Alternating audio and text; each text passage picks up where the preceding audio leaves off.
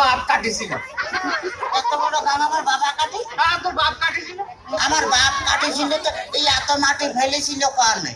মাটি এত মাটি আমি খাইছিলাম শালার ইতরে জামই কোথাকার। তাতে কিস কিস করেছিল না?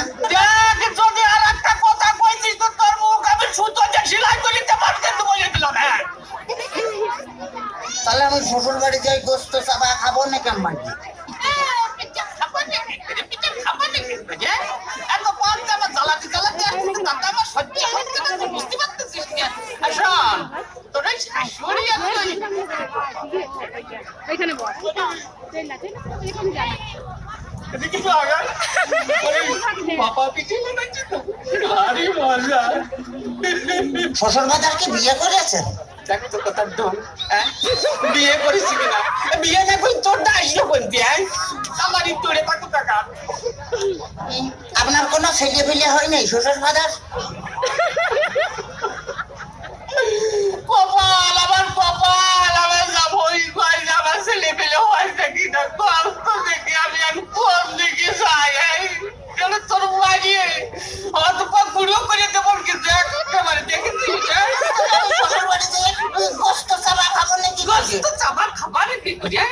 এই যে অবস্থা করতেছো তাতে তাতে তুমি বুঝতে পারছো না যে গোস্ত খাবার কি করি? তোর সাথে বিয়ে দিয়ে আমি ছাই খাইছি, ছাই। ছাই খাতে গেলেন কে? আমার কাছে বলেই তো 10 কেজি চাল পাঠা দিতাম।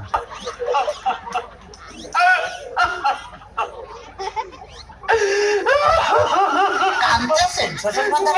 হাসতেছি, দেখতেছি। ও আচ্ছা আচ্ছা। আমার যদি কথা কইলে তোর আমি একেবারে সাথে দিয়ে বাইরে দাঁত ভাঙি বেলা দেবো একেবারে দেখছেন। ওই তাহলে তো বললাম যে দাঁত ফেলা দিলে আমি গোস্ত চাপা খাবো না কেন মাগি?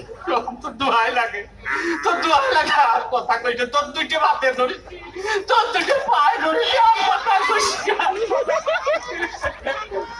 চল চল, এই ঘটনা হচ্ছে কি যে এভাবে জ্বালাতন যদি করিস তাহলে আর আমি পারবো না।